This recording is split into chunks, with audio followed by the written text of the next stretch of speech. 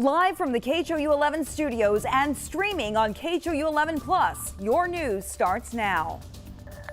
Thank you for joining us for this digital newscast. We are streaming live now on KHOU 11 Plus. This evening, we're learning new details about a man who was reportedly shot and killed after confronting burglars in his own home. This happened around 12:30 in the morning at a trailer park on Champaign Circle, which is near Waller-Tomball Road and Trickle Road, just outside Tomball city limits. Now, according to the Harris County Sheriff's Office, a deputy was getting home when a man identified as Dustin Nelson approached him asking for help. EMS was called, but he later died at the scene. Sheriff Ed Gonzalez says a burglary happened at Nelson's trailer, and he was shot while confronting an unknown number of suspects. At this time, investigators are working to speak to witnesses and get in touch with Nelson's roommates. If you have any information on this case, you're asked to call the Sheriff's Office or Crime Stoppers.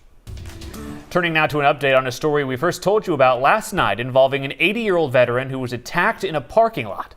The Harris County Sheriff's Office says a suspect is now behind bars. 57-year-old Anthony Ray Boyce is charged with aggravated assault, serious bodily injury. The incident happened at a parking lot off of a food town off FM 1960 at Ella Boulevard in North Harris County. According to court documents, there appeared to be an argument between the two over a parking spot. That's when Boyce reportedly hit the man. He was taken to the hospital and is still in critical condition. Boyce is set to appear before a judge sometime tonight. This evening, new photos are coming into our newsroom, giving us a closer look at the scene where two trains collided late last night. This happened near Battle Bell and Thompson Roads in the Highlands area. According to Union Pacific, 14 train cars derailed. 2 wound up in the canal connecting the Trinity and the San Jacinto River. This evening, the city of Houston says the water supply is safe and that one of the cars has been removed from the canal. Some of the rail cars contained liquid propane gas and plastic pellets, while others were empty. Investigators tell us there were no leaks in the containers and no serious injuries. An investigation is underway. We'll continue to keep you updated as we learn more. Tonight, the city of Houston is officially kicking off the holiday season. Yeah, the annual Reliant Lights Mayor's Holiday Spectacular just got underway at the Herman Square near City Hall. KHOU 11's Orko Manda joins us live there now. And Orko, it looks like pretty much fun out there. Yeah, Marcelino and Cheryl, things just kicked off just a couple minutes ago, and you can hear that music blasting. The performances just got started, and there are a lot of folks out here in their Santa hats. There's also a lot of these local vendors and sponsors giving tasty treats to folks, and also photos with Santa back there. He's kind of covered. That's how big the line is there. Of course, this is the 105th year of this holiday spectacular, and it's really become a tradition for so many people out here. One of the big stars tonight is, of course, the big Christmas tree back there, which was going to be lit in about an hour, just over an hour. And it was a little wet out here, but that's definitely not dampening the spirits out here. You can see just how many folks are out here tonight, and there's a lot of things in store for these spectators to take in. It's like what you grew up seeing on television. Lots of performers, hundreds of performers coming in and off the stage, dancing, musical theater, just incredible, incredible show. Yeah, and 2 of those big performances tonight are from LaToya Luckett and Ray Lynn, 2 hometown Houstonians who both have quite the set of pipes. There also are going to be some student performers, and of course that Christmas tree lighting scheduled for about 7:15 tonight. Reporting live downtown, Orko Manda, KHOU 11 News. Orko, have fun out there. Thanks so much. And for those who can't make it out tonight, you can still watch the celebration from the comfort of your own home. We're live streaming the event right now on KHOU 11 Plus. And just a reminder, there are plenty of events happening around Houston where you can take the family to see some amazing Christmas lights. Just visit our website to check out our list at khou.com. And of course, the holiday season is more than just about those beautiful lights. Right now through December 14th, we are teaming up with the Salvation Army for our Secret Santa toy drive. Here's a peek at inside Santa's workshop, where volunteers were hard at work this morning, filling up thousands of bags of toys and goodies for families in need. The Salvation Army says they're still looking for more volunteers to help out this holiday season. So there's many people that do need help, and without the support of this wonderful community, we can't do it alone. And so anything that the community can do to help us is greatly appreciated. Volunteering or all those Christmas kettles are out. You'll see them all over town. Just drop some money in those kettles. That helps us not only during Christmas to buy these toys and fill the Christmas wishes of these children, but it helps us year round. You can also make a donation by scanning the QR code on your screen. KHOU 11 will match up to $11,000 worth of your donations. Thank you in advance for helping us stand for Houston. All right, turning over to weather now on this chilly Saturday evening. Here's a live look over the Botanic Gardens where Christmas lights are shining bright. Meteorologist Cheetah Craft is in for Pat Kaplan tonight. Yeah, Cheetah, I hear you're tracking on again, off again, on again, off again. Showers this week. It is, and it's going to continue, guys. So, we had a very dreary, cloudy, damp day today with a few passing showers. This was not a flood threat. And again, for tomorrow, I'm expecting more shower activity, but it will be very, very similar. And I zoomed in here across Harris County. Notice from Cypress closer into Sugar Land, further west into Sealy, we're seeing some of those passing showers. It is chilly. I mean, it was a very chilly day today. Temperatures still this evening around 50 degrees at IEH, 49 in Conroe, 55 right now in Pearland. So yeah, jackets will be needed overnight. Tomorrow will welcome another chilly day as well. And then we actually warm things up. Last year, we were at 72. So yeah, we were a good 20 degrees below that for today. We should be about 67. So we are below average. Temperature shouldn't be this chilly. But yeah, coats will be needed late this evening and into early tomorrow. Let's get into your Sunday forecast. How much rain are we expecting?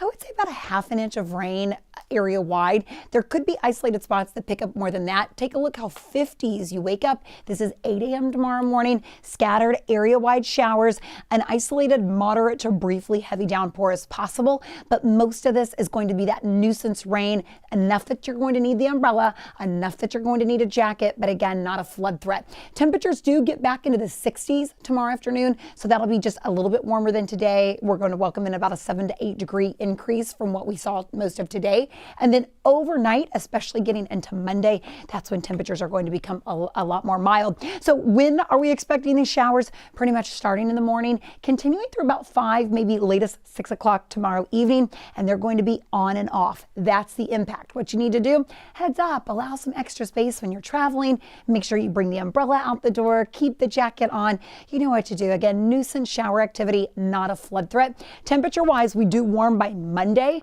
We're into the 70s, and then check it out. Cold air arrives again Tuesday into Wednesday thanks to that passing cold front. And overall, we get chilly. Notice Wednesday morning, I think we'll be tracking 30s and 40s, and same with Thursday. Thursday morning, we'll be dipping down into the 30s and 40s as well. And the rest of the week, staying back into the 60s. All right, guys, I'll send it back to you. All right, Burr. Thanks. Yes, exactly. Today, Congresswoman Erica Carter-Lee brought the nation's capital to Houston's 5th Ward, hosting a federal job fair to connect community members with new career opportunities. Carter-Lee was sworn in almost a month ago into Texas's 18th congressional district, which was last held by her mother, the late Congresswoman Sheila Jackson Lee. Now she's working to honor her mother's legacy by connecting with the community at events just like these, aiming to bring hope and opportunity. It's really important to have it right here in this community that sometimes lacks economic opportunity in 5th Ward, to know they're not forgotten, and to bring others to 5th Ward to see how great it is, that they can be a part of this neighborhood, and to bring our federal government here as well, because we need to serve all communities in the AT. Congresswoman Carter-Lee tells us she's teaming up with other lawmakers to reintroduce a bill in her mother's name, aiming to raise awareness about human trafficking. Taking a look at some of today's other top stories. The FBI is now offering up to $50,000 for any information that could lead to the arrest of the United Healthcare CEO killer. On Friday, police in New York found what they believe to be the alleged killer's backpack. The bag was found in Central Park, where city cameras lost sight of the gunman. Investigators now have more than 200 images of the suspect from around the city, although they do not think he's in New York anymore. Their search is expanding all the way down to Atlanta, where it's believed the bus he took to get to New York originated. Meanwhile, United Healthcare says they're boosting security at their offices in Minnesota, Washington, D.C., and New York City.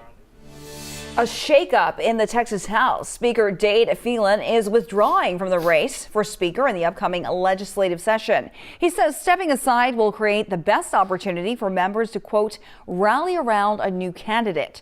In a statement, he called the role one of the greatest honors of his life. Phelan will continue serving in the Texas House, by the way, representing the Beaumont area. And he says he's looking forward to help nominate a new candidate to take over. Today marks 83 years since Japan's attack on the U.S. naval base at Pearl Harbor. The attack killed more than 2,400 Americans and injured nearly 1,200 others. Every year on this day, people gather on the shores of Pearl Harbor to remember what happened and to honor those we lost. Last night, President Biden honored American veterans who died in the attack and their families.